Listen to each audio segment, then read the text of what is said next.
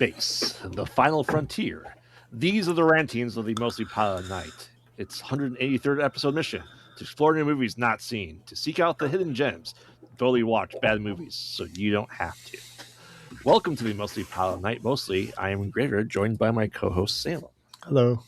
This is episode 183 of our weekly All Things Horror podcast. So join us as we continue our 50s dive into horror with these three classic tales with a healthy dose of sci-fi. We are looking at The Thing from Another World from 1951, Forbidden Planet from 1956, and It, The Terror from Beyond Space from 1958. And I'm just saying right now, as the sci-fi movies got more progressive, that they'd look better, they don't. No. Yeah, it's kind of funny. The 1958 one is what you expect from like the 50s horror movie, right? Mm-hmm. But yeah, the other two are earlier and like made better. It's way very better. Yeah, very strange. Yeah. I mean, I have all of these. Like I said, these were all like, you remember those, like I talked about, like the 50 to 100 pack of sci-fi movies that like Target had for $20. I got all of those I possibly could find. I think I have a couple of people gave them to me as gifts. I mean, I watched a couple of them. I did not watch all of them. Oh, they're poor quality. I can tell you that. Right to be perfectly honest, I don't usually go back this far when I'm doing like when I'm trying to like catch up on stuff. I've watched like the classic stuff, but this is what I haven't, which is partly why I put together this month, is because I want to catch up on some of this stuff. Did you see any of these before this episode? All the way through? No. No. I've Really? seen parts of I know of them. I know I could tell you what's going to happen in all of them, but I don't think I've ever sat down and watched them beginning to end, any of these. I'm surprised for The Thing from Another World just because of The Thing. Yeah, and I've watched parts of it. Mm-hmm. Again, I think I watched it like with friends once, but again, I didn't like sit and just watch from beginning to end, like focusing on the movie. Like it was on in the background sometimes. Gotcha. Yeah, but so I've seen parts, but didn't focus on it and watch it all the way through. Yeah, I was on a mission about 10 or so years ago, and like I'm gonna watch every 50s sci-fi horror. I went through half of the 50s. I got burned out really fast, though. Yeah. No, it's because it's all the same. Right. That's what I was saying. Most of them are like the 1958 movie here. Yeah. Yes, we'll get into, but we'll start off with The Thing from Another World, which is arguably the inspiration for the best horror remake of all time. I think. Yeah, I mean it's different, right? But it is obviously inspired by, yes. Yeah. I mean, there's not even a Bear McCready, right? So, inspirations, you can see the plot points of everything into it, but essentially, we start off, this Air Force is in Anchorage, Alaska, and they get reports of a object that was going really fast in the Arctic. Once again, opposite of The Thing when they're in Antarctica. So pilot and crew, they kind of go there with their newspaper guy, and they're like, yeah, it just crashed. Not there for however many thousands of years from John Carpenter's version. And they find out that it's a flying saucer, because they space out like it came in so hot it melted the ice. They space out, it's a circle, and they go to try to melt it out with thermite. Yeah, genius move. Thermite used to melt through metal. Yeah, perfect tool there, guys. And it hit the engine, and boom. Yeah, no shit, right? Well, again, if it's a spaceship, it probably has like nuclear fission, reactor or something. If that actually happened, like the whole North Pole would be a crater. They weren't that far away from it either. I'm just saying. I'm saying, like, yeah, the explosion would have killed everyone without a doubt. But they're like, oh shit, that's bad. Well, hey, look, there's a guy here. Let's drag the ice. So that's where we get the creature. We have the plane going there. Our McCready character. There are sled dogs that only one come into play really later.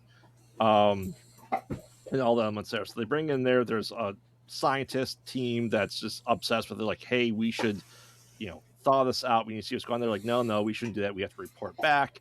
And like, well, we didn't say we should do stuff like this because the Air Force says, yeah, we're not looking to flying saucers anymore. Oh well. But if you want to get out, use thermite. Oh, that's smart thinking. Yep. Not smart thinking. Well, at least they're off the hook. They're not going to get in trouble. Yeah, right. So, well, you told us to do it. And I'm going to say it right now, there are way too many goddamn characters to keep track of them all in this movie. You really only know the main scientist, the pilot, and like the newspaper guy, right? The reporter. Well, I mean, they're just crew. They're just there to like. Yeah. That's how they used to do things. Oh, yeah. They would have like multiple, like in modern films, there would be like a couple of people so they can focus on those characters. Back then, it was like, oh well, if it was an actual team in the ice, they would have a whole team of people. So we have to put a team there. There's like 35 people. Right. Well, like, okay, you look at a movie like Event Horizon, right? Yeah.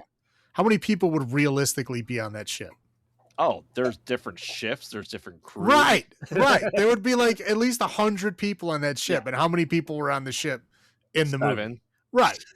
Again, that's modern thing is they focus it down to like there's certain people that have certain specific roles and they focus all of that character, stuff on that one particular person. They condense a lot of people into one. Mm-hmm. Back in the old days, they were like, oh no, because this is almost, post-war. This is only 5 years post-war, right? So like they're used to having crews of people. Everybody knows how the military works because half of the people were in the military. Right. Yeah, oh yeah. So yes, it's like, oh yeah, so they wouldn't go up there by themselves. They'd have a whole team, and that's where you end up with.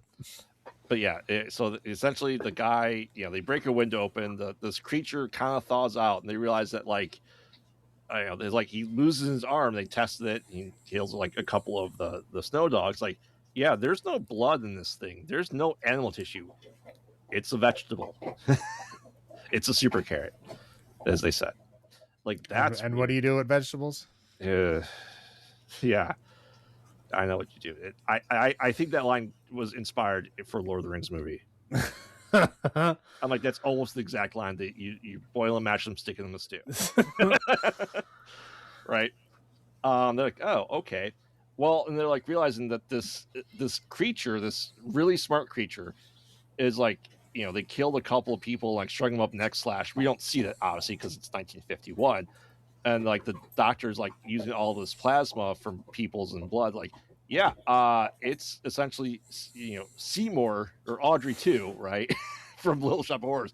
It wants blood to regenerate and to repopulate. And you can see like the whole idea of it's trying to like amalgamate human blood, and that's why it's doing it. You can see, like I said, that groundwork for John Carpenter's The Thing, that it's able to mix with us and grow new parts and more of it. Clearly, the head scientist has gone mad with just this stuff. I'm like, but I don't blame him. This is a huge revelation, right? It's a huge revelation, but like this thing is murdering people. Yes, and he's like, hey, you know what we should do? Let's try to replicate it. Yeah. Maybe not do that yet. Yeah, and they kind of figure out that because. The theme from all this is any alien that's not from Earth is basically bulletproof, fireproof, and like no standard things can hurt it. Especially that with the last one. We'll get into that later. Like so they're trying to figure out what to do with like, oh, we tried setting it on fire. Yeah, it burned a lot, but it went out in the snow and still fine. Yeah, well, yeah. If it was fire like in a desert. You'd be okay because it wouldn't be able to put itself out. But like if fire in a in the North Pole, like you just go outside and lay down in the snow and it's done. Yeah, I'm also thinking like, man, I would not want to be the guy in the fire suit in the 50s. Like people in the 80s died from it. 50s is even more dangerous. Here's this asbestos suit, sweet. Yeah, I'm sure they just like lit you on fire. Just be like, just run. Yeah, just keep running. It won't burn you. Yeah. And so all that's going on there, and eventually, like, we have to figure out a way to kill it. We can't let this out. And they're like, hey, what we'll do is we will, run wiring and electrocute it to death. Cool. And that's kind of what they do, right? It's like I said, the hallway scenes of all that stuff from the John Carpenter's thing, but they electrocute it and it just melts into, boiled potato or boiled carrots essentially. And they save the world. The pilot's like, you know what, lady that I kind of had a thing for, you're right, I should settle down. And that's the end of the movie, right? Maybe 5 people die total, and a dog of all those people. Yeah, it's not not many of it. It's not like one guy's alive. No, this is back in the day where like you had a crew that was capable. Yeah, that could like figure stuff out. Like, you're gonna lose some people, but not a lot. Right. Like the scientists want to go reasons like, you're smart, I want to help you, and just like bitch slaps him across the floor. Right, and he lives. Yeah, he lives. Yeah, right. Yeah, any modern day movie, that guy would be dead immediately, like dead. Of course. Yeah. And he just like, oh yeah, he got beat up a little bit, but he's fine. Yeah, a couple black eyes, he's fine. Yeah, right. Cool. But that's the movie. Yeah, like I said, I've watched this before. Obviously, is always playing in the background of John Carpenter's Halloween because he clearly loved that movie. But it's probably only like the 3rd time I watched this entire way through. He said this is your first full time. Do you remember all the pieces that John Carpenter had from this movie that he pulled to make the story like better from the watching it, or no? What do you mean? Like, do you say, oh, that's why they got the blood thing? Oh, that's how they got the fire and all that stuff. Yeah, I mean, you can tell that obviously he watched this, got the rights to it because he knew it was going to be close enough to where like we need the rights. I mean, like the intro is literally the same, right? Correct. Yeah. I mean, it's definitely a remake of this movie, but yeah, you can see that all the parts are there. Mm-hmm. You have the Arctic stuff, you have the science team finding this thing, bringing it back. It somehow gets out. I mean, most of what happened in this film, he kind of cut out. Correct. And put in the Norwegian team. So they just find the like results of it afterwards. Yeah, and that's what I always found interesting about this movie. Is like this, as you said, it's the Norwegian team. It could have been the prequel to The Thing. Right. God, well, I mean, yeah, like, but they all would have died. Right. But it's, he said that he said escaping from the ice, the aftermath of it. Yeah, it's all there. Right. Yeah. Would you like to do your highlights first? Sure. Okay. They had a plane with skis. Yes, they did. That's fun. I didn't know they had planes with skis on them. That's interesting. Mm-hmm. I've seen like the inflatable pontoons to land on water, but I've never seen them skis to land in the snow. That was fun. Sled dogs were fun. Mm-hmm. There's a whole bunch of them on a plane with like 10 other people. Right. I felt bad for them when they were like tied up outside, but like they love the cold. Like that kind of shit they're fine in. They can literally just curl up, get covered in snow, and be fine. Like that's what they're bred for. Still sad that they were tied up, but whatever. They're outside. They like it. Yep. It had like the old school like theremin music, which is like I love that shit from the 50s. It's like ooh, I know, yeah. That's your classic sci-fi sound. There's a lot of hot coffee in this movie. Especially on planes. Like every time, like it's like, oh, it's cold out there. Want some hot coffee? Like every single fucking scene, it starts with coffee. Yeah, it's like the cure for being cold. Is like, here, drink some coffee, you'll be fine. Coffee served everywhere, even at the North Pole. Hot coffee all the time. Yes. I mean, an alien vampire plant. I mean, I don't know if they were just like picking things out of a hat, like put together. Like, how do we remix the monster to make it different? It's like 3 completely unrelated things, but they're somehow all together. And again, most of the characters are likable characters, right? Even the people that only have a couple of lines, they seem like, they're a crew that works together, right? They get along as much as like, wartime crew kind of people get along. The dialogue is fun. There's a lot more dialogue in this movie than you would expect from this type of movie. Oh, there's tons. Right. Because this is like we're still moving on from the 40s to where, yeah, there's a lot of dialogue and a lot of drama stuff happening, but we're putting like horror elements into things. And this is like the evolution. This is kind of like the in between of like moving from those, 40s dialogue heavy movies to like, things that are like effects and monster type stuff in the 50s. Yeah. And this is basically the in between of those two things, but it's fun to see that. That's all I got. Yeah, I mean, like I said before, perfect groundwork for John Carpenter's The Thing. You can see his love letter to it, and I think it works. And I think this is a solid movie for it too, though. It's still unique enough, right? I would not want to be working in that cold because they were probably working out in the cold. All that breath was real. Yeah, the breath was real. But I'm pretty sure a lot of that snow was probably asbestos. Oh yeah. I think some the guy's catchphrase was basically "Holy cats." Hell yeah, dude. Yeah. The guy, like, I feel like his superior in charge to send him out there when he's like, every time someone to visit him, close the door. Oh yeah. Well, again, it's also your fault for not having like a foyer in like the Arctic. Like, of course, what do you expect, dude? Yeah, I like that. Like I said, you talk about all the different amalgamations of the super carrot. Yeah, it's it might have a reason for it being so effective, and it has reasons for it be regenerative. It actually explains like, oh, he's able to regrow because it's a plant, but uses animal blood to do it, which is a pretty creepy concept, right? An alien that needs us to regrow, which is pretty cool. And I think the set designs were great. It didn't feel, it felt cramped because there were a lot of people, but it's still pretty cool. I liked it a lot. And it's kind of all I have. I'll go on my low points. It's too big of a cast for too much fast talking. Come on, man. It's there's a lot of people over talking each other. Yeah. I think. Again, this is, like I said, this is the in between of the 40s. Like, have you ever watched like any like the war movies back then? Yeah. This is how the crews communicated back then, man. But this is like, again, this is the in between. This is like the death of that. Right. Like very shortly in just a couple of years, this is going to be gone. So enjoy it while you can. Yeah.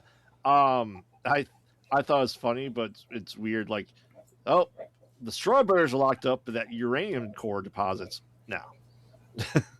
Let's just have uranium just accessible at all times. And of course, the poor doggo. They got shoved in the box in the green room, the greenhouse. Yeah, poor thing. That's what I got. How about you? Okay. Like, they're like, oh, hey, we found this body in the ice. Let's chop it out with axes. Like, do you have any idea how long that would actually take? At least they didn't blow it up. Well, yeah. But I'm saying, like, okay, you'd have to dig around the sides of it. Right. Yeah, got it. Okay. But then you have to dig under it. Yep. It's solid ice. Right. So, like, there's no, like, you can't just pull it out. Like, you have to dig under it. Like, it would be like a mining system they would have to build to get that chunk out. I was like, how are they going to do that? Mm-hmm. They don't answer. Obviously, it's a movie. They just move to the next scene. But yeah, like the blowing up the saucer with thermite, like genius move. I don't know who thought of, like, if there was a plane in the ice and you put thermite on it, what's going to happen to it? Is it going to fucking melt? Like, why would you do that? Right. I think the weird kind of like love story ish is a bit out of place. Again, I think this is just a holdover from the 40s movies, right? There was always a love story. Like, every movie had some kind of hookup love thing happening. And I think they just like couldn't make a movie like without that. Well, she was only there to serve hot coffee and to read the notes to the guy that's standing right next to her. Correct. Right. She was just like his secretary, and that was it. Yep. Like, again, yeah, she's just there to be a love interest, and it was just there to, like, literally there to, like, fill in some dialogue stuff, and then at the end he has like a happily ever after thing. That's it. That's the only reason they're there. Yeah, you already talked about the dog getting killed and stuffed in a box. And again, like, I understand the thing is dangerous, right? Yes. But like to completely ignore the scientific ramifications of this and like the possibility of like what you could learn from it. Mm-hmm. I think that kind of like outweighs the lives of some people. I know that's shitty to think, but maybe don't murder everything. Maybe. It's just a thought. That's all I got. All right. So our olives this week are slow closing hatches because they have, especially in the last one, the hatches close ridiculously slow. Yeah, and they kept opening them again. They're like, what are you doing? And it had to be opened all the way before you're able to put it back down. Yes. Well, yeah, that's how spaceships work. Well, we'll get to that spaceship. So Salem, how many slow closing hatches out of 10 do you give The Thing from Another World, 1951?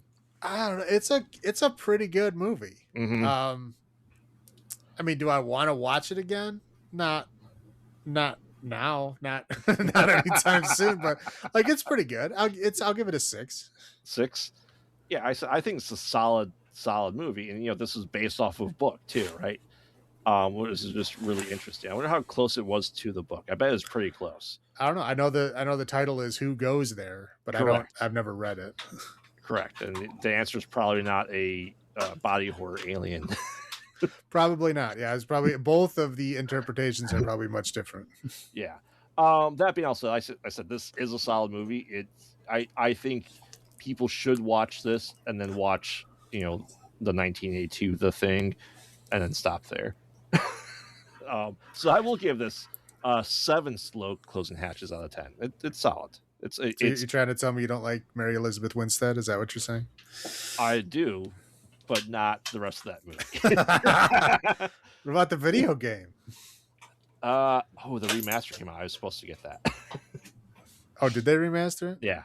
See, I played it when it came out. Yeah, PS2. Yes. Yeah. All right. So take us through Forbidden Planet, 1956. All right. So, we're in the far, far future of like what 2100, I think they say it is. Yeah.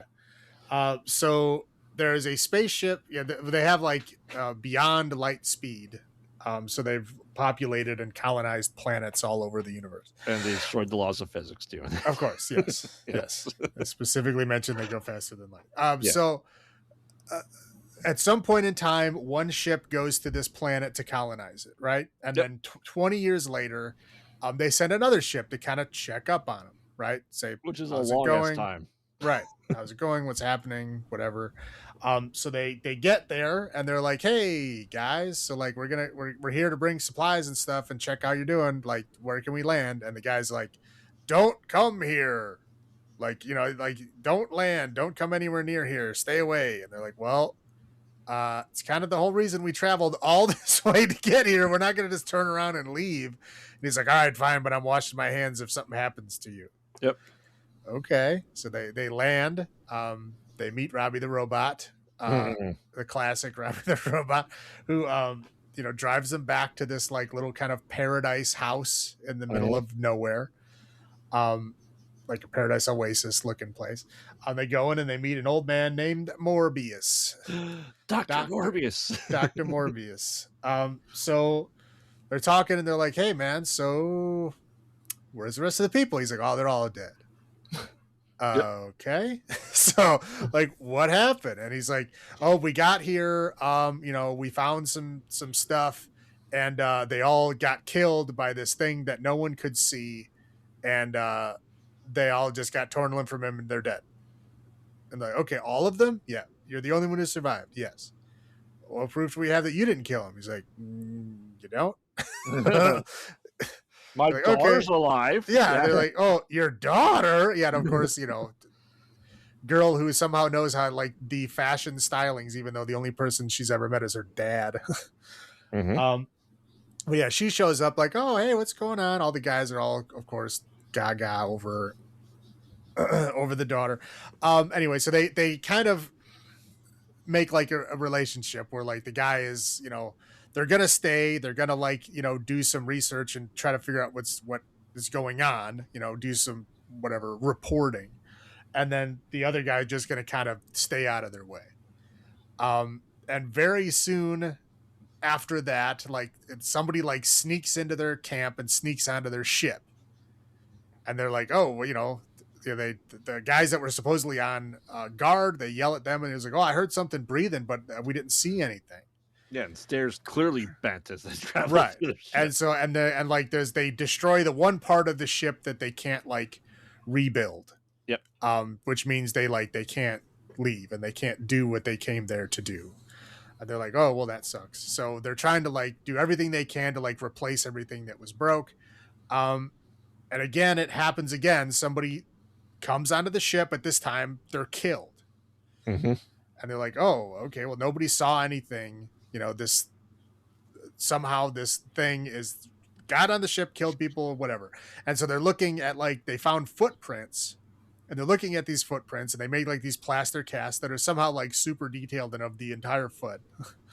And they're like, look at this big giant monster foot, right? It's like, this is a huge crazy monster. We don't know why we can't see it. Yeah, feet are like 3 feet with a giant talon. So they go back and they're trying to talk to Dr. Morbius about, what's going on. And he's like, okay, well, come on in my study and I'll show you some stuff. He shows him in like this hallway, and he goes into like this crazy alien technology where it's like this thing that scans your brain and can like make pictures from your thoughts. And it like somehow measures your IQ with a big tube. Yeah. Yeah, and he's like, yeah, I've doubled my intelligence by hooking up to this machine, but it almost killed me. The original people who lived on this planet had way more intelligence than I did. And they're like, look at all this, crazy power that they have. Look at all these crazy devices they have. And he like shows him the whole planet is essentially like a big, like giant nuclear reactor. And like, there's all these like robots and drones and things like, self-repairing and doing all this shit to like keep this mechanical planet running. But all the people that invented this stuff and made this stuff are all gone. They've been gone for what they say like 2,000 centuries. Yeah, so like the crawl are like a million years ahead of us in technology. Like what? Right. Yeah. Right. Yeah, I don't know how you would know that, but yeah. So yeah, they're way more technology than we did. Way further along. But they're all gone. They're all dead. There's not even any bodies or anything. They're just gone. Well, he said he figure out how to essentially leave their corporeal selves, right? So that's what he thinks. Right. That's what he thinks. But later on, well, that's kind of the end. Anyway, so they figured out, okay, there's all this machinery, all this stuff. Like, there's got to be something of them left over, and that's what they think this monster is. Mm-hmm. They think this monster is somehow whatever they left behind. That's gonna fight them. So they like set up this big perimeter fence around their ship, and they get all these like wacky ray guns and everything, and they set up these like giant like I don't know what they are, anti-aircraft laser things. Yeah. And they set them all up. There's like, oh, they can only come in through this one area, so we'll set everything up to shoot here. So it comes in, it hits the fence, and they can like kind of see it. It's like this cartoony looking big monster thing. Yeah. And they shoot it a lot with their underwhelming lasers. And it doesn't do anything. It doesn't stop it. It kills a whole bunch of them. And then eventually just kind of like leaves.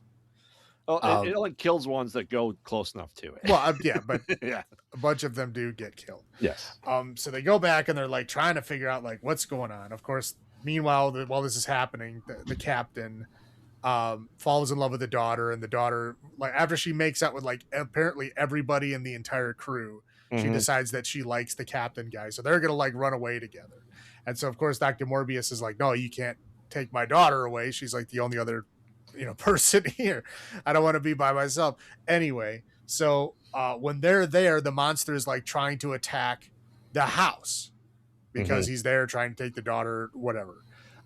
So they put these like steel shutters down. It like comes through the steel shutters. They retreat back to the alien, like, internal planet stuff. And it's like melting through that thing. And eventually they figure out that what they did is the original aliens thought that they had progressed past instrumentality is what they say in the show, which essentially means they progressed past the physical flesh. Yes. And they just made themselves into like pure energy or something. But in doing that, just like us, they still had their kind of instinctual reptile brain left over, Mm-hmm. right? And the reptile brain couldn't become one with them in this pure energy state because it's too primal, too instinctual, right? It doesn't belong. So it manifests itself as an invisible monster. Yeah. And it's the invisible monster that exists now is not from them. It's from Dr. Morbius because he hooked his brain up to the IQ machine. Mm-hmm.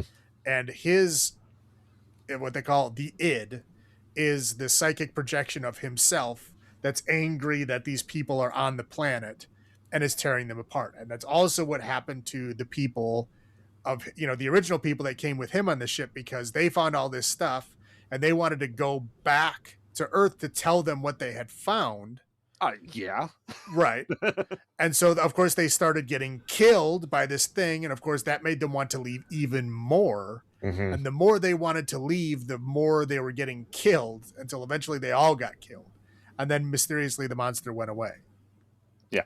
And so, yeah, the doctor, because he wasn't angry at himself and wasn't angry as his daughter, nobody else died from it. But when these people came, the monster came back and tore them all apart. But again, it's just a projection of his own mind. Yeah. So to, like, at the end, the only way for him to, like, stop it from coming is they, like, killed himself, more or less, after setting the whole planet to self-destruct. And they went like a million light years away just to see it. Right. Which, yeah. Well, they had to be 100 million miles away in order to not be hit by it. Yeah. So they traveled and they saw the big explosion, and then that's that. But the daughter left with them. With Leslie Nielsen.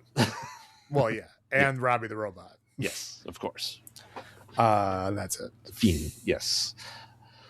And you said you had never seen this. I know you know Robbie the Robot was, though. Right? Oh, yeah. I knew Robbie the... Again, you'd show me the visuals from this movie, I will tell you what movie it is. Like, I know what it looks like, but, like, sitting and still and watching it from beginning to end, no. And I have not done that. Yeah, I was watching this because Robbie the Robot's iconic. My wife goes, "Is this Lost in Space?" I go, "No." Inspiration for Lost in Space, yeah, yes. Lost in Space stole this robot. Oh, easily. And that's why Rob the Robot's named Rob the Robot for the NES is from this movie as well. Yeah. I said it's interesting. The version I watched was in color. Was it yours in color? Yes. Yeah. This one was in color. Because if you watch the white one too. Well, if you watch the original, like the crawl in the beginning, it does say color by. Yeah. Yeah. I don't know if it was originally in color, but I watched it in color. Yeah. I thought it looked great for color. Yeah, that's why I assumed it was in color from the beginning, but who knows? They have pretty good colorization stuff these days. Oh yeah. So, I'll go first. My highlights. Of course, Leslie Nielsen is great. It's funny seeing him because he started off as like just a normal actor. He was not a comedic actor. He's a serious actor. Yeah. Yeah. He was just a normal, dramatic actor for most of his career. I don't think he went into comedy until he was like older. It wasn't his first comedic role was Airplane from 1978. Right. I believe so. And I believe that like there's a lot of stories of like him getting upset because like he didn't think like the lines he was saying were funny, and he was upset when people were like laughing at him. Yeah. It's especially if you'd ever watched the original movie that Airplane was based on, was parodying. Yeah. Like the lines are literally delivered exactly the same. Yep. Just one is funny and one is not. It's very, very odd. But again, he thought they were just remaking that movie. Obviously, there's comedic elements to it. There's no way you made a movie not realizing it's a comedy with that movie, right? Yeah, right. But yeah, it's apparently there's a lot of stuff saying that he didn't like get the humor. I didn't hear about that with like later on stuff like Naked Gun or anything like that. But it became his deadpan delivery, and it worked really well. Yeah, I think he got used to it after Airplane. But yeah, there's stories that I've seen or heard of people talking about it. And he's only 30 in this movie. Well, again, he's a 1956 30, which he is rough. Yeah, right. But I said he's great in it. And like I'm gonna learn kissing from everybody. Right. Yeah. She's like, I kiss everybody. What do you mean everybody? She's like, Everybody. I mean, what else do you want me to tell you? Yeah. I think the set and the pieces were great. I think a lot of attention to detail. I think everything looked well. I like the effects too. Yes, it's a cartoon, but it's better than a guy in a rubber suit. I gotta say, like, the effects in this movie are fantastic. Yeah. There's only one exception to that. I'll talk about it later. Well, it's probably that door. But no. And for this being a sci-fi movie, there's a lot of science, and they explain a lot of the science too, which is great. And there's a lot of technical terms that they really build the world, right? And I think what's great is, like I said, they are using their ray guns. Cool. At least they're not using bullets, like other movies. Yeah. Nothing ruins sci-fi than bullets. I'm sorry. I mean, it depends on the world you're in. Yeah. Like I said, though, even though, like I said, all this is great. People leave, the aliens, they're so advanced, they left their physical bodies, and essentially, like, it's almost like the inspiration for a sphere, right? It's what people's dreams are manifesting to do it. And I thought that's a really interesting thing. It wasn't actually like an alien. It was just a manifestation of the mind. Right. I mean, you could tell a lot of thought went into this movie. Like, a lot of thought went into this script. This was like somebody's baby, right? You could tell there was a lot of interesting things about it. And at least it's set far enough in the future where a lot of the stuff seems fine. Yeah, I can believe that in 2200, sure. Right? So I appreciate it. You don't think we're going to be on Mars in 1973? In 2 months? No. In 2 months travel? No. Those are my highlights. How about yours? It was fun seeing it in color. Mm-hmm. Leslie Nielsen, of course, it's interesting to see him back in his old dramatic days. Yeah. Again, the retrofuturism is awesome. I loved the centerpiece of their spaceship is this giant physical gyroscope. Like, when they move the ship, like, the whole, like, sphere turns around the ship in the center. It was like, this is, how much wasted space this is. Well, and what David mentioned is that the spaceship is a flying saucer, not like a rocket ship. Yeah. No. Yeah. Yeah. But it was funny. I appreciate it. Like, it was still like, we're in space, right? The spaceship, we're on another planet, but they still, like, acted like the Navy. Yep.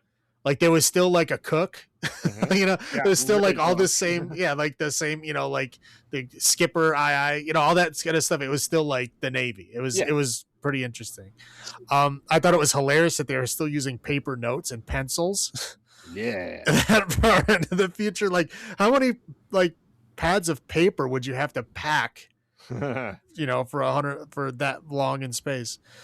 But anyway, I thought that was fun. Again, the effects for the most part I thought were pretty great. Again, I thought, like, how they did the footprints was really cool. You can tell they were just, like, whatever, draining the sand out of a preset thing, but it still looked good. For 56, it was fantastic. Yeah. Robbie the Robot is fun. I liked how he was talking about, like, their kind of alien culture, right? He was talking about, here's the music that they had, here's the language that they had, here's all the technology, like you mentioned, talking about all the things that they were able to do, and the whole planet was essentially a big factory. Yeah. It was cool. It was interesting. The whole psychic element, right? The whole psychic enemy, like the whole, like, literally your id manifest, was cool. Yeah, it was like you're on a space, kind of mission, right? With the planet out in the who knows where in the universe, and it's not an alien that you're fighting; it's yourself, which is, I think, fun. But yeah, it's unique and interesting. You don't have a whole lot of fighting psychic manifestations in space. True. That's all I got for high points. Low points. A lot of squealing noises in this movie. Yes, there is. Anytime anybody's transferring everything, it's like this high-pitched squeal. It's like, I could do without that. Anytime Robbie the Robot does anything interesting, they're like, oh, that's a housewife's dream right there. Wow. Like, I guess this is the 50s, but Jesus Christ, dude. Yep. I call it the steel shutter stutter. Right? They were doing, like, when it was closing the steel shutters, you could tell they just, like, took a picture. Yep. Guys come in, put up another piece of fucking, drywall, take a picture. Another team comes in, puts up another piece of drywall, take a picture, because it was very badly done, but funny. It was hilarious for sure. When Leslie Nielsen was blaming the girl, like, oh, you can't dress like that in front of a bunch of sailors. Like, dude, this is the Navy. You should be able to control your fucking guys. She's literally the only girl on the entire fucking planet. And has no problem swimming naked in front of you. Well, she wasn't naked. No. You could clearly see she was wearing a bathing suit. But in the 50s, I guess that is like being naked. Yes. Again, like, they're looking at, oh, here's the footprint, and here's the cast we made from the footprint. Like, that was a whole foot.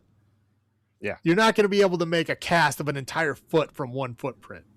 And again, then he was like, oh, look at this part of the foot. This is from an herbivore. Like, okay, you're on an alien planet, dude. Like, correct. Why are you trying to, like, this is a parallel to Earth monster? Like, you don't know that. You have no idea how things evolved on another planet. You're like, oh, this big claw is because it murders things. Like, you don't fucking know that. Maybe it just climbs up mountains. Right. I don't know. But again, he was like making all these assumptions about this giant cast foot. I'm like, yeah, that's not true. And I will say the lasers in this movie were very, very underwhelming.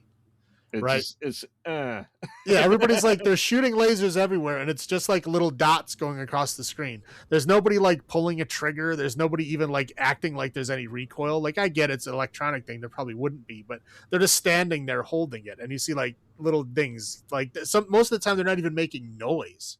Correct. They're just like dots flowing across the screen. You're like, okay, this is like very underwhelming. You'd think like for having this giant scene of all these like lasers being shot, you'd have like fun sound effects and stuff, but no, they did better effects on the cartoon of the monster and then the people getting like beat up and like flying across the screen than they did with the lasers. That's true.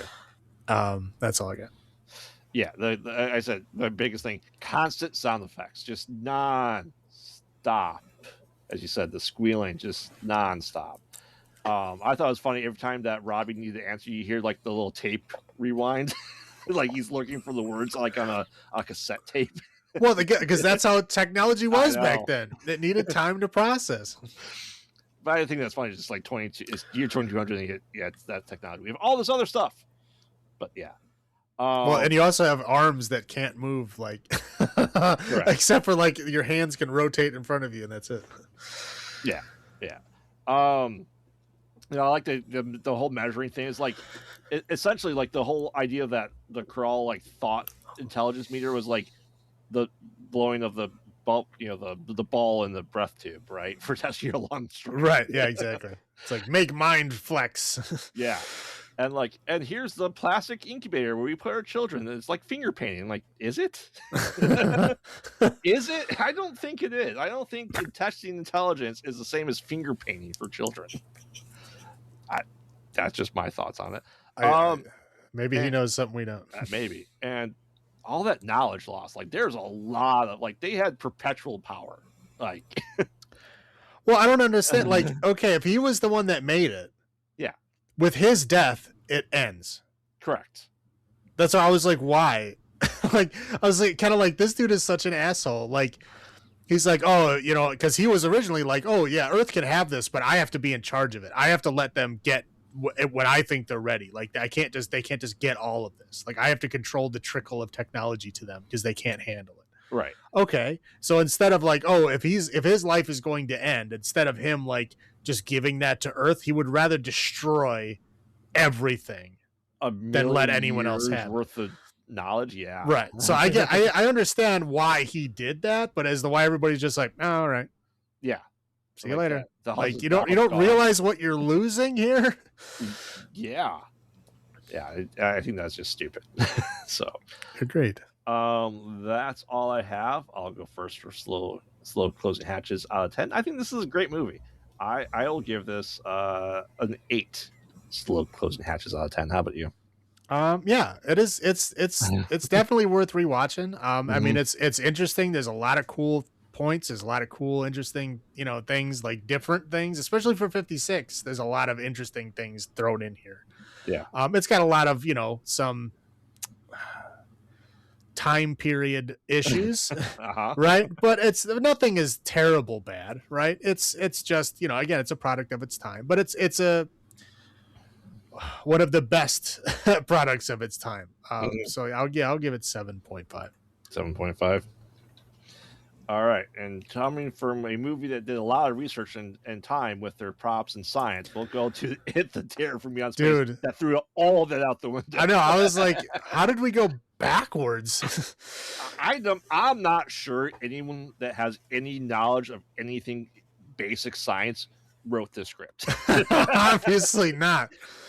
At all. I'm just throwing that out there right now. Essentially, so it's this ship that's going to get a captain that was on Mars because his entire crew's there and they're all dead. They're getting him there to bring back essentially for a firing squad because it only takes 2 months to get to Mars, which is, you know, closer to 2 years, but sure. And we'll get into how that traveling really that fast would kill everyone on the outside of that spaceship. Well, and you're also leaving out that this is in 1973, the far future of 1973. Right, yeah. Before either of us were born. Yeah. And so they are going to get this guy, and they get him. They're like, okay, we don't really see Mars. It's just the same ship flying up in space. Well, up is relative. Space doesn't have direction. True. And, you know, they go, hey, this guy that made a murder run, you know what? Instead of like a brig or anything, we'll just let him wander the spaceship. Right. Yeah. Okay, here's my favorite part. Ready for my favorite part? Yeah. They're like, hey, you know why you're going to be on a firing squad when we get back? He's like, oh, no, what's that? Come with me. He brings him in the room, shows him the evidence they have against him. Mm-hmm. Hey, you see these skulls with bullet holes in them? Yeah, these are going to convict you. Guy that's not restrained in any way. I'm like, hey, that's not what are you doing? He missed his lunch. I guess. I'm like, okay, you don't take a fucking, you know, unsecured prisoner and then show them where the evidence is that's going to convict him. Like, what do you think you're doing? Correct. He's like, oh, they're all torn apart. And then eventually we find out there's this creature that's on the spaceship that somehow snuck its way onto the ship unknowingly when they picked up this guy. I mean, granted, he is able to tear through metal like it's, you know, paper. Well, they accidentally left the emergency airlock open on Mars. Yeah. Which doesn't have a breathable atmosphere. So, like, okay, if you left the fucking door open, everybody on the ship is dead. Well, you know, they don't. Oxygen's relative in this movie. So eventually you find out, like, the guy went down there because, like, this is a spaceship and it has like 3 feet around this hatch that goes about 5 levels, and they have each level is like different things. It's only about a 3-foot space on each spot, and there's like 5 levels, I guess, right? And I don't know, like, I would say this creature, looks like Gilliman from Creature of the Black Lagoon, but 20 years later in the same suit. That ratty and garbage. Right, and it was obviously a large man underneath there. Correct, and they find it, and then, like, you know, hey, this isn't good. If we kill a guy, and let's start just shooting our bullets in a spaceship at this thing. My favorite is, like, yeah, the guns that they have are like surplus World War II guns. Yes. Like, okay, if you're like in fucking space, you think they're gonna like give you top of the line guns? These aren't even top of the line in 1958. Correct. And like I said, bullets in a spaceship that is flying really, really fast to get to Mars in less than 2 months. They're like, oh no, this isn't good. How do we kill it? Well, we shot it. We had bigger guns. We have a bazooka for some reason on this. Yeah, a bazooka on a tiny ship, and like a whole box of fucking grenades. Yeah. So like, oh, it's in this air vent. So let's tie up these grenades to both sides of the vent. And it goes through, and it did nothing to it. Which, okay, it's cool. And a couple of people like die. They're like they're essentially drained of blood, right? It's I don't know. They go back and forth. Like the one guy was like drained of blood, and then they were talking about like how some kind of weird bacterial changes are happening in his body or something. And Yeah. the other guy got injured, and he had some kind of like bacteria eating his bone marrow or something. All Watcher was removed, including plasma, bone marrow, all that stuff. So it's like drinking the water from them, for Right. sure. And like, what do we do? And this thing's clearly able to go through one of the slow moving doors. Like it's nothing. Like, oh, we have 2 more between us and it. Okay, like you're dead. Like you're all dead. You know, this is Right. stupid. And the monster is like, for whatever reason, like taking breaks. Yep. Like It's like, it's oh, I just went like, through the store. yeah, I'm sitting fine. down for like hours at a time, like trying to Mhm. like plan its next move, I guess. I don't know what it was doing. And they realize like, oh man, this guy that has an infection, we have to go down a couple levels to get blood, or he's gonna die with like our hundreds of units of blood. Cool. How should it? You know what? We should go outside the ship and get there with their essentially paper masks. Yeah, And they get were like underneath clearly it. made Yeah. of like thin silk. Yeah, and like, oh, we're gonna surprise it. And, you know, you up be on this top hatch, you be here, and like they create flamethrowers. They're not able to do it. He kills another guy. Guy breaks his leg. Like, oh, it's every time he come near me, he has to go through this narrow space, which is wide open. And like I'm shooting the fire into its eyes, and it's doing nothing. Like, you know what else we should do?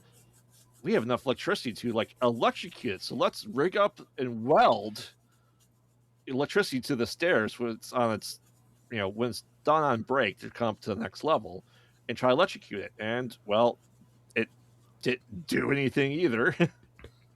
So like, oh, this isn't good. The guy dies there, and they get back there like, all right, well, this is all we have to do. We have to figure out what to do. They all get to the, you know, the top part of the place, and the guy's like, yeah, it's still here. I'm still alive, and burn, burn, burn. Eventually, it makes it up like, hey, we're using 40% more oxygen than normal. It must be this thing. So what should we do? That's right. Wait for it to come up to the top and open the airlocks and drain all of the oxygen out of the ship. And we'll wear our spacesuits that have no oxygen tanks. And Well, we'll they did suck talk. The one dude that got trapped down the stairs said that he was using his body's oxygen tank. So they did preface this by saying the suits, obviously they didn't look like they did, but the guy that was down there trying to burn the thing in his eyes with the torch, he did say that the air was getting bad down there, but the oxygen in his suit was keeping him alive. even though he had the broken mask. Correct. Yeah.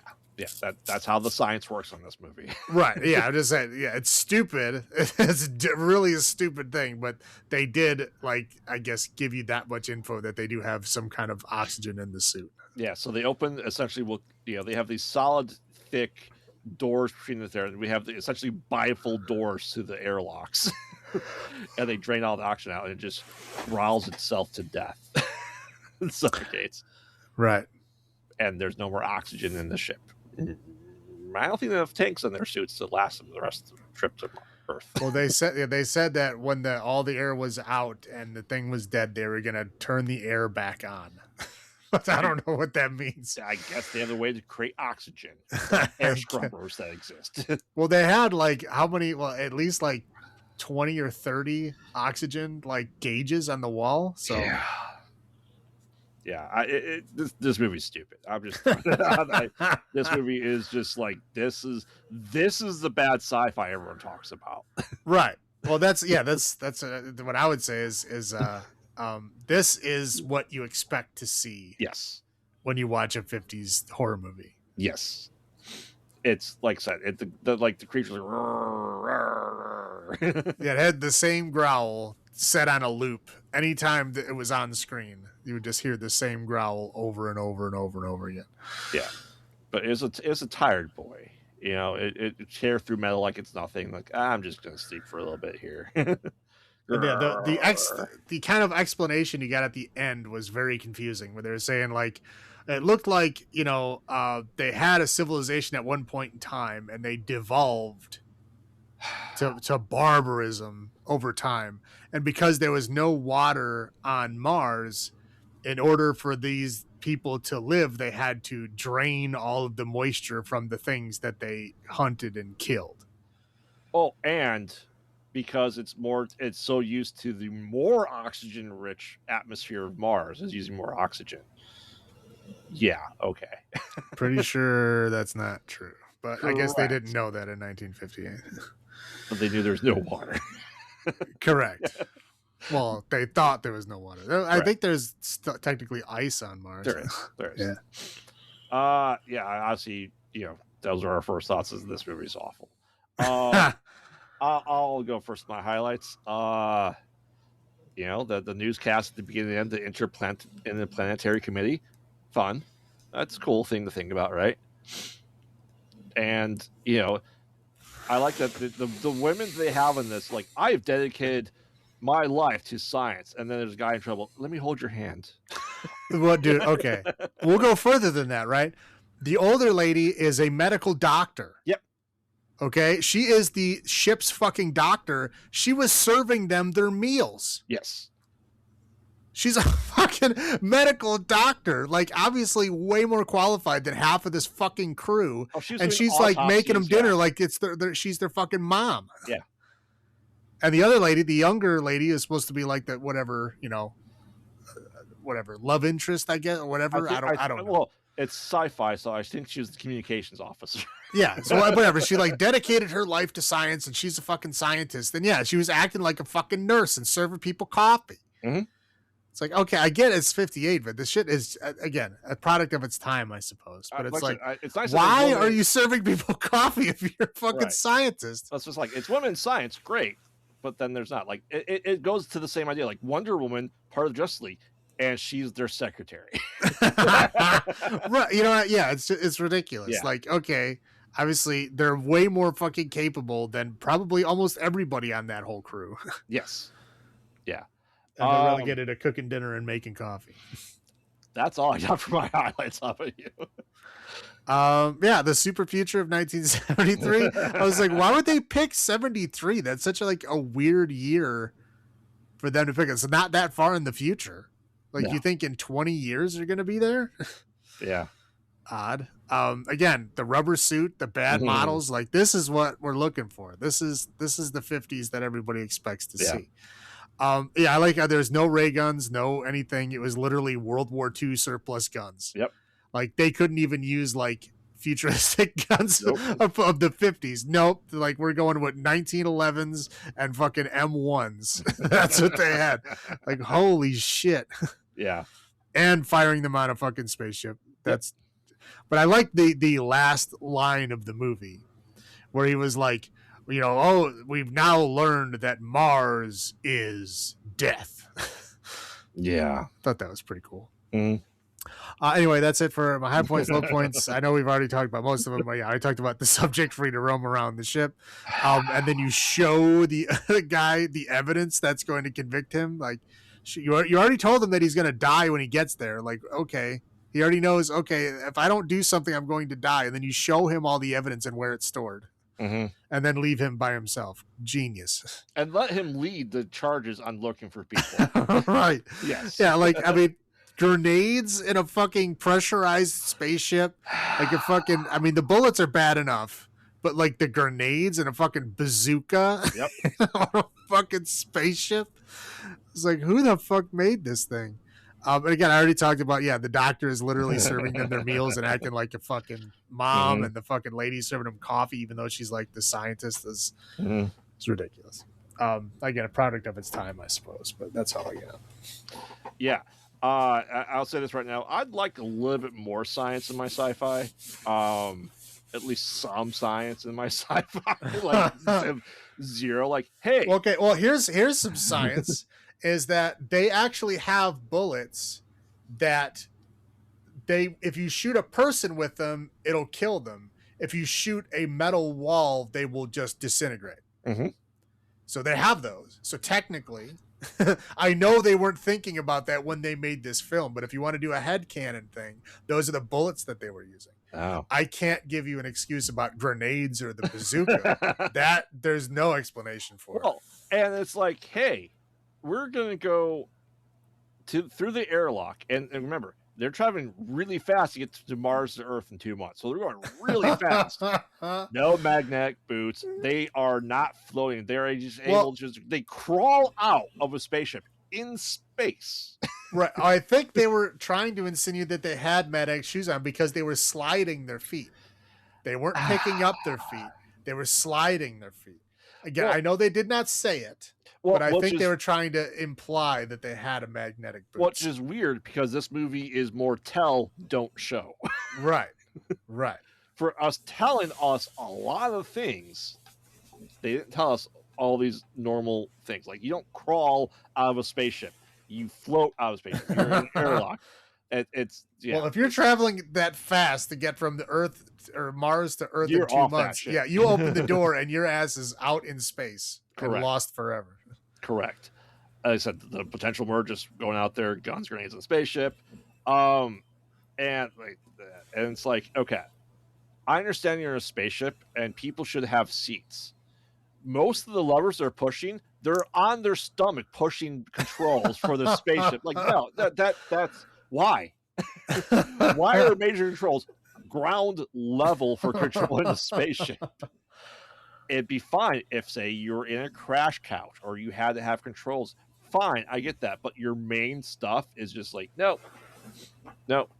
And you know what, though? You know what you really need is just the ability to open up your radioactive core and the monster tears through it. And so you have radiation, zero oxygen. Like, you guys are all dead. Right. Yeah, and it's just like it was like a slightly annoying breeze when they decompressurized their spaceship, and you're going that fast. Yeah. There was so much bad science that you just think that they would know better at that point in time. Oh, this movie's so bad. Like I said, I was just getting angry watching this. Honestly, I was just laughing because I was like, this is what we're talking about. This is the 50s to me. The other two were kind of like, I don't know if they're exceptions or they're just like the pinnacle of them, but they were actually pretty good. This one is like, yeah. This one is, you expect to see like the gorilla suit with the fucking, fishbowl helmet. Hell yeah. Like, this is the kind of shit you're looking for. All right, well, then how many slow closing hatches out of 10 do you give this one? 3. Yeah, I was going to say 2. It's just watch it once, but like don't watch these other two because you realize like if you think this is what you expect from the 50s sci-fi horror, which I really think it is. I think Forbidden Planet and Thing from Another World is exceptions to this rule. I'd like to see a side-by-side comparison of the bad science in this versus the bad science in Gravity. I feel like it's about the same. So, all right. Anything else you'd like to add? Nope. All right. Well, we continue the Roaring 50s next week with 3 more classics. So beware the giant ants. Watch out for pods trying to snatch your body and be that fly on the wall. We look at Invasion of the Body Snatchers from 1956, Vincent Price's in The Fly from 1958, and Them, Giant Ants from 1954. Hey, these are not in space. These are just classic old 50s ones. Again, I think it's going to be 2 exceptions to the rule, and then 1 what you expect it to be. Okay, I'm thinking you're thinking Them is the giant creature feature being bad and Invasion, the Body Snatchers, and the Fly being the good ones. Would that be correct? Yes. Okay. Have you seen? You've seen at least 2 of these, right? I believe I've seen all 3 of these. Okay. If there's one that I haven't seen, it would be Them. Yeah, it's Them is the quintessential. I think radioactive atomic creatures that grow up in size. Right. Yeah, so I think Them is like your quintessential 50s nuclear monster. Yeah. And then Body Snatchers and The Fly are just like classic movies. For sure. All right. Well, remember, we watch bad movies, so you don't have to. And this has been Graveyard saying, have you checked on the children? This is Salem saying, long live the new flesh.